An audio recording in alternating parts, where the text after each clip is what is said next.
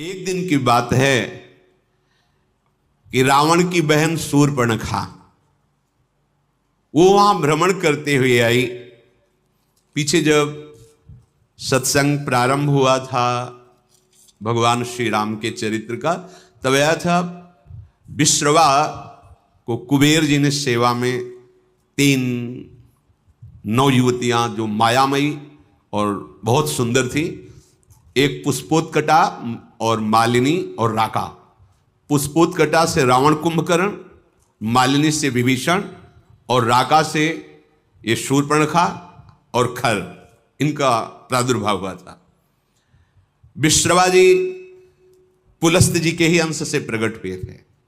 उत्तम ब्रह्म ऋषि हैं जो ब्रह्मा जी के मानस पुत्र कहे गए हैं, पर क्रोध भाव से कुबेर जी के साथ द्वेष करते थे। प्रारंभ में सुना था उस भाव का प्रभाव हुआ कि माता राक्षसी कुल की थी, तो ये राक्षस स्वभाव वाले प्रकट हुए। पर बड़ी विचित्र लीला, उनमें से विभीषण जी भगवान के परम भक्त।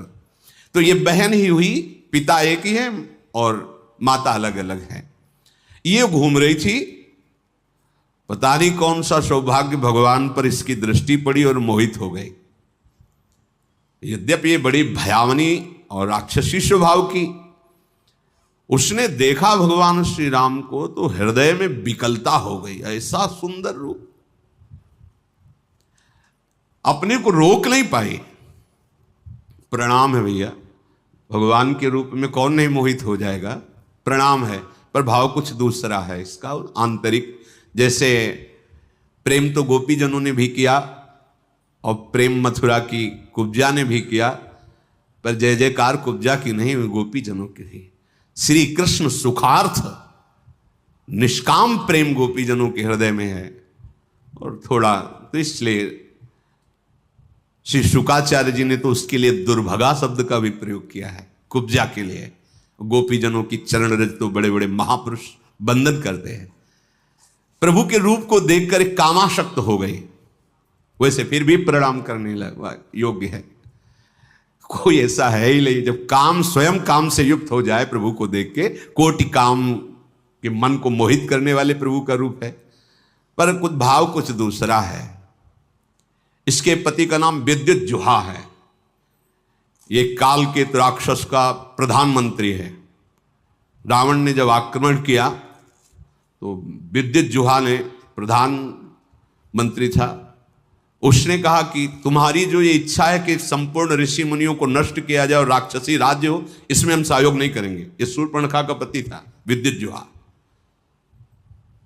उसकी कोई आज्ञा का उल्लंघन कर दे बर्दाश्त नहीं था, तो रावण ने ही मार डाला था उसी दिन। अब जब पति को भी मार डाला तो उसके आगे किसका बस क्या है। तो रही थी अपने भाई खर के समीप पंचवटी में, पर सोच रही थी कभी ऐसा अवसर आएगा तो तेरा विनाश मेरे द्वारा ही होगा। तूने मेरे पति को मारा। वो राक्षस तो था विद्युज्जुहा, पर धर्मयुक्त था। वो कहता ऐसा नहीं, आप ऋषि मुनियों को मारे, राक्षस राज साबित करें, इस पे हम आपका सहयोग नहीं करेंगे। तो मार डाला उसने, क्योंकि जो अपने स्वार्थ में अंधे होते वो रिश्ते नातों का सम्मान नहीं करते। अब ये स्त्री शरीर में थी तो राक्षसी, पर मन मारे बैठी थी कि कोई हमें ऐसा। अब खर, दूषण, तीसरा, ये सब अनुगामी थे रावण के, रावण की आज्ञा पे चलते थे। तो सोचा कि अगर इनसे भी जरा बोलेंगे तो हमें मार डालेंगे। रावण का विरोध कोई कर दे ऐसा है ही नहीं। त्रिभुवन में कोई नहीं था कि उसके खिलाफ कोई बोल सके। अंदर ही अंदर सोच रही कभी तो अवसर मिलेगा, जीवन व्यतीत करूंगी, लेकिन जिस दिन अवसर मिलेगा इसका नाश करवाऊंगी। आज अजान बाहु भगवान को देखकर उसको और सुना था कि इन्होंने ही सुबाहु आदि काम, मारीच को एक बाण मारा था तो बिना फण का 400 कोस दूर गिरा था, 100 योजन दूर गिरा था। ताड़का का वध किया, विराध का वध किया। उसको पता था, समझ गई कि कोई साधारण बलि ताड़का को नहीं मार सकता था, सुबाहु को नहीं मार सकता था, विराध को नहीं मार सकता था। इसका मतलब है महाबली हैं। एक बार इनसे मिलके देखती है। तो प्रभु से कह रही तुम सम पुरुष, क्योंकि आपने भी निश्चय किया है, निश्चरहीन मह करूं भुज उठाए प्रणकीन। और मेरा भी आंतरिक निश्चय है कि इसको बर्बाद करके छोड़ूंगी, जिसने हमारे सुहाग को उजाड़ा है। पर बोल नहीं सकती थी। सुंदर रूप धारण किया और भगवान के सामने गई और मुस्कुरा कर बोली, तुम सम पुरुष नमो सम नारी, यह संजोग विधि रचा बिचारी। आपके जैसा पुरुष नहीं, मेरी जैसी नारी नहीं, बड़ा सुंदर संजोग है, स्वीकार कर लो महाराज। मम अनुरूप पुरुष जग माही, देखूं खोजी लोक तिहु नाही, ताते अब लगी रहूं कुमारी, मनुमाना कछु तुम्हीं निहारी। मेरे लायक तो आप ही हो, तीनों लोक में कोई नहीं है मेरी जोड़ का, ये रावण का विनाश का संकल्प कर सके। आपने भी किया है और मैंने भी किया है, बड़ी गूढ़ भाषा है। वैसे अब तक मैं कुमारी हूं, किसी का वरण नहीं किया, आप हमें स्वीकार कर लीजिए। तुमको देखकर मन मान गया है। भगवान सीता जी की तरफ देखे हुए मुस्कुरा दिए। सीत ही चित ही कही प्रभु बाता, जैसे तुम कुमारी हो ना, आहै कुमार मोर लघु भ्राता। हमारे पास तो सीता जी है, ये कुमार हमारे लघु भ्राता लखनलाल, इनके पास जाओ, इनसे बात करो। ओ गई लक्ष्मण रिपु भगनी जानी, प्रभु बिलो की बोले मृदुबानी। सुंदरी सुन मैं इनकर दासा, पराधीन नहीं तोर सुपासा। प्रभु समर्थ कौशलपुर राजा, जो कछु करही इन्हीं सब छाजा। सुंदरी, मैं तो प्रभु का दास हूं, पराधीन हूं, मेरे द्वारा तुम्हें कभी सुख नहीं मिल सकता।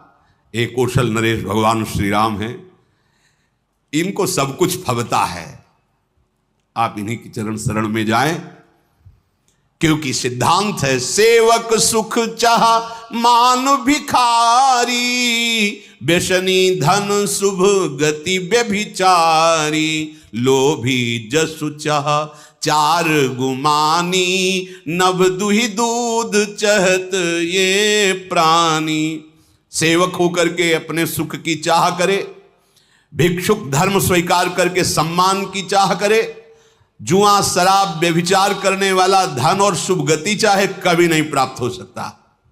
लोभी पुरुष अपना यश चाहे, अभिमानी पुरुष अर्थ धर्म काम मोक्ष चाहे, ये सब प्राणी आकाश को दूह कर दूध लेना चाहते हैं, अर्थात असंभव को संभव करना चाहते हैं। वो प्रभु के पास गए, प्रभु ने फिर लक्ष्मण जी के पास दे, लक्ष्मण जी ने फिर प्रभु के पास भेजा, प्रभु ने फिर लक्ष्मण जी के पास भेजा। लक्ष्मण जी ने कहा कि तुमको वही भरेगा जिसके एक इतनी भी लज्जा नहीं होगी। लक्ष्मण जी ने कहा, लक्ष्मण कहा तोई सो बरई, जो तृण तोरी लाज परिहरई। जिसने तृण तोड़कर लाज का त्याग कर दिया, तेरी जैसे को वही वरण करेगा। अब तो सुंदर रूप त्याग कर आ गई शूर्पणखा के रूप में, भयानक रूप। तब खिसियानी राम पही गई, रूप भयंकर प्रगटत भई। सीत ही सभय देख रघुराई, कहा अनुज सन शयन बुझाई। सीता जी को भयभीत देखकर भगवान ने पीछे किया सीता जी को, लक्ष्मण से कहा हिसाब कर दो इसका। नाक कान काट लिए। लक्ष्मण तिलाघों सो नाक कान बिन कीन, ताके कर रावण को मनो चुनौती दिन। नाक कान काट के मानो निशाचर राज रावण को चुनौती भेजी हो। लक्ष्मण जी ने शूर्पणखा को नाक कान रहित कर दिया। अब तो जब नाक कान कटा तो ऐसा लग रहा था जैसे गेरू के पहाड़ से पानी का धारा गिर रहा हो, ऐसे खून बहने लगा। नाक कान बिनु भई बिकरारा, जनु स्रव शैल गेरू के धारा। खर दूषण पही गई बिल पाता, धिग धिग तव पौरुष बल भ्राता। नाक का वैसे विकराल थी, जब नाक कान कटा तो लाल लाल खून बह रहा और विकराल रूप हो गया। अब अवसर ढूंढा, अब विनाश का कार्य शुरू करूंगी। गई खरदूषण के पास और कहा, तू भाई है, बड़े बलवान बनते हो तुम, राक्षस राज बनते हो, देखो तुम्हारी बहन का नाक कान काट, तुम्हारे बल को धिक्कार है। तो किसने किया ये? तब समझाकर बताया, यहीं पास में आए हैं एक राजकुमार जिनके साथ बहुत सुंदर स्त्री और दूसरे राजकुमार गोरे और इतने बलशाली कि तुम उनके सामने कुछ नहीं हो। देखो तुम्हारी बहन का नाक कान काट लिया।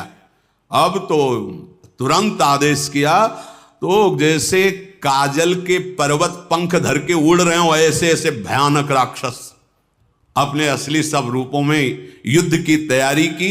नाना वाहन नाना कारा, नाना युद्ध धर घोर पारा, सूपनखा आगे कर लेनी। आगे आगे सूपनखा नाक कान काटे हुए खून बहते जा रहे, पीछे से भयानक सेना। चलो ले चलो, कहां है वो राजकुमार? अब तो मृत्यु के वशीभूत होकर ये सब खिंचे हुए चले जा रहे राक्षस, गरज रहे हैं, ललकार रहे हैं। कोई आकाश में उड़ रहा है, कोई बड़ी अपनी बलवीरता की डींगे हाँक रहा है। अरे कोई कहता जीते जी दोनों भाइयों को पकड़ लो, पकड़ के मार डालो, उसकी स्त्री को छीन लो। ऐसे आवाजें गूंज रही। भगवान ने धूल देखी, लक्ष्मण से कहा राक्षसों की भयानक सेना आ रही, तुम सिया जी को ले जाओ और कंदरा में गुफा में छुप करके रहो, सावधान रहना, बड़े मायावी राक्षस हैं ये। लक्ष्मण जी धनुष पर प्रत्यंचा चढ़ाकर बाण लिए हुए सीता जी को आगे करके गुफा में जाके सीता जी को विराजमान किया। अब वो राक्षसों की सेना समीप आई। राम जी ने टंकार की धनुष की, तूड़ी से बाण निकाल करके हाथ में लिया। कठिन टंकार सुनते ही कांप गए सारे राक्षस। सारंग धनुष की टंकार भगवान का ये दिव्यास्त्र है। आपने केश पासों को चूड़ा के रूप में, अपने पीतांबर को कमर में कसा। आई गए बगमेल, धरहु धरहु धावत सुभट, जथा बिलो की अकेल, बाल रवि घेरत धनुज। पकड़ो पकड़ो, मारो मारो, ऐसा कहते हुए खरदूषण तीसरा पूरी सेना सब नजदीक आ गई। जैसे बाल सूर्य जब उदय होते हैं तो मंदेह नाम के दैत्य मानो घेर लिए हों, ऐसे भगवान को चारों तरफ से घेर लिया। भगवान ऐसे मंद मुस्कुराए सबकी तरफ। ये पहला बाण है। जी भी मुस्कुराए तो जो सब धनुष बाण और सब अस्त्र लिए थे ना, सबके नीचे हो गए। देखते रह गए, इतने सुंदर राक्षस हैं, मारने आए। देख रहे, खरदूषण ने देखा कि यहां तो मारने आए थे, यहां तो सब लूट रहे हैं। भगवान को जब देखा तो उसने कहा मंत्री से कि मेरी बात इनसे कहो। कोई ऐसा आज तक मैंने देखा नहीं जैसा इनको देखा है। नाग असुर सुर नर मुनि जेते, देखे जीते हते हम केते, पर हम भरी जन्म सुनो सब भाई, देखी नहीं है सुंदरता। इतना सुंदर रूप तो हमने कहीं नहीं देखा। सुनो, यद्यपि इन्होंने हमारी बहन को कुरूप किया, पर इनको मारेंगे नहीं, बहुत सुंदर है। देखो ये बात, भगवान के रूप को देखकर घोर निशाचरों के हृदय में भी प्रेम का स्फुरण हो रहा है। यद्यपि भगिनी कीन कुरूपा, बधलायक नहीं पुरुष अनुपा। जाओ छाइन से कह दो अपनी पत्नी को जो छुपा के रखा है हमें दे दो, हमारा बदला हो जाएगा। तुमने हमारी बहन के नाक कान काटे, तुम अपनी पत्नी, और जाओ आराम से, निर्भय हो जाओ, तुम्हें कोई नहीं मारेगा, तुम बहुत सुंदर हो। मंत्री से कहा जाके कह दो, मेरा कथन जाके उनको सुनाओ। दूत ने जाके भगवान श्री राम जी से कहा तो भगवान मुस्कुरा करके बोले, देखो तुम जानते नहीं हो हम क्षत्रिय राजकुमार हैं, तुम्हारे जैसे पशुओं का वध करना हमारा शिकार खेलना होता है। हम क्षत्रिय मृगया बन करही, तुमसे खल मृग खोजत फिरही। तुम्हारे जैसे राक्षसों का वध करना हमारा स्वभाव है, और तुम जहां लड़ना चाहिए वहां हमें सलाह देने आए हो। अरे तुम जानते नहीं, तुम हमें बालक मत समझो, काल भी हमारे सामने खड़ा हो जाए तो हम उससे पराजित होने वाले नहीं हैं। दैत्य कुल का नाश करना और मुनियों की रक्षा करना यह मेरा संकल्प है। तुम्हें हम बालक दिखाई दे रहे हैं, लेकिन दुष्टों को दंड देने के लिए संग्राम में आज तक कभी पीठ दिखाया हो रघुवंशियों ने, ऐसा प्रमाण नहीं मिला, और उसी वंश का मैं हूं। जाओ अपने स्वामी से कह दो, रण में ये मित्रता और कपट और चतुराई की बातें नहीं करते, युद्ध करना चाहिए। अगर तुम्हारे में सामर्थ्य नहीं तो भाग जाओ यहां से, अगर सामर्थ्य है तो युद्ध करो, ये सलाहें मत भेजो। ये जो ही बात कही तो जल गया खरदूषण। हमने तो इस पर दया की, ऐसा कटु भाषण करता है, तुरंत इसको मार डालो। अब योद्धा बाण धनुष तोमर शक्ति बर्छी कृपाण परिक कटार फरसा ये सब लेके राक्षस दौड़ पड़े, बड़े भयानक। सावधान होई धाये जान सबल आराती, लागे बरसन राम पर अस्त्र शस्त्र बहुभांति, तिनके आयुध तिलसम करिकाटे रघुबीर, तानि सरासन श्रवण लगी पुनि छाड़े निज तीर। भगवान ने अपने दिव्यास्त्र के द्वारा जितने राक्षसों के अस्त्र थे सबको काट दिया और बहुत खींच करके जोर से बाण का संधान करके बाण ऐसे फुफकारते हुए, अमोघ बाण भगवान के हैं, कोई ऐसा नहीं बच रहा जो सामने खड़ा हो सके। कुछ कटते जा रहे हैं कई कई जगह से। जब बड़े बड़े निशाचर देखते भागना शुरू किया सामने से। जब भाग रहे तो खरदूषण लौट करके आवाज दिया, अगर कोई आप पीठ दिखाकर भागा तो मैं उसे मारूंगा। युद्ध में अकेले हैं और इनसे सब पीठ दिखा, आज तक न जाने कितने वीरों को मार के खा गए, मुनियों को खा गए, ये भी मुनि वेश में, इनको तुम पीठ दिखा रहे हो।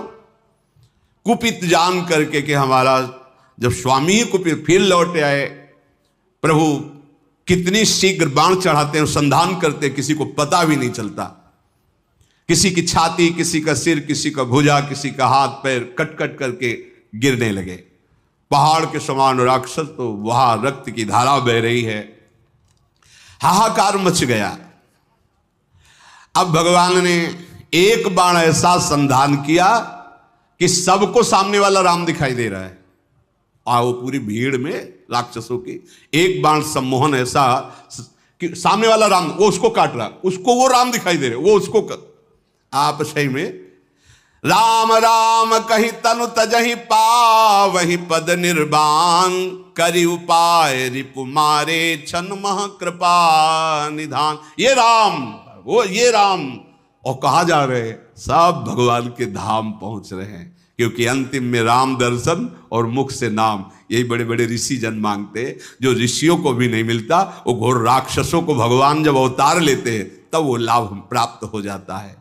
हर्षित बरसई सुमन सुर बाजहि गगन निशान, स्तुति करी करी सब चले शोभित विविध विमान। देवता कर पुष्पों की वर्षा करते हैं। रघुनाथ जी ने इन पर विजय प्राप्त की। लक्ष्मण जी सीता जी को लेके आए, प्रसन्नता हुई।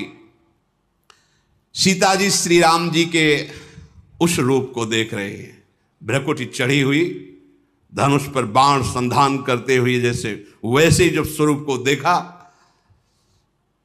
नेत्र घा नहीं रहे ऐसे अपने प्रीतम के रूप को देखकर। भगवान पंचवटी में विराजमान हैं, मुनिजन आकर बैठते हैं, भगवत चर्चा होती है। आगे आगे तो चली थी सूर्पनखा, जब भगवान के सामने आई तो सबसे पीछे पहुंच गई थी। जब सब सुहा हो गए, देखा इधर का काम पेट। अब वो वहां से गई लंका में और सभा में जाकर के हाथ पटक पटक के जमीन पे, छाती पे, माथे पे रोने लगी। रावण ने देखा, उसने क्या बात है, तेरी दशा ऐसी किसने की?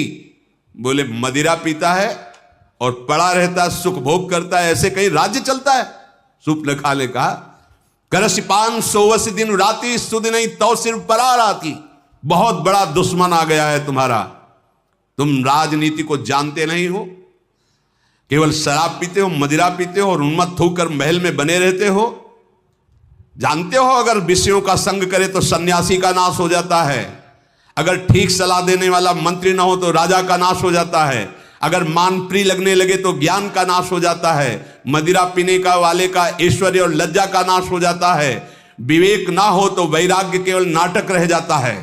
ऐसे ही यदि राजनीति सही ना हो तो राजा का नाश हो जाता है। मैं सही कहती हूं कि अब तुम्हारे नाश का अवसर आ गया है।